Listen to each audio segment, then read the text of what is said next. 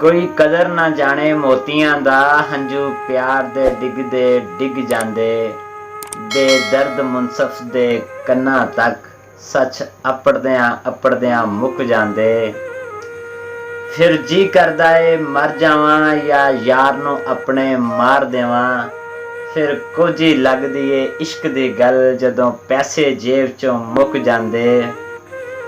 ते जींदी जान नूं कोई ना पुछण आवे, पाड़े फट्टां दे कोई ना मेलण आवे। फिर टब्बरां दे टब्बर आउंदे ने जदों साह बंदे दे मुक जांदे। पहलां सोच के करना है अमल केड़ा, जो बीजिया पुट्टना पैना है। बड़ी सख्त अदालत अलफ दी ए, इत्थे फिरौन नमरूद भी डुब जांदे।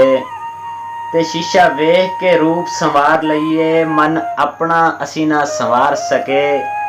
बाज नफस ते रब लब जांदा, मत्था रगड़िया रब नहीं लब जांदे। एक चेहरा ते रूप हजार, इत्थे किसे रूप ते दिल ना ला बैठी। इस गल ते रख यकीन आसफ, इत्थे यूसफ वर्गे भी विक जांदे।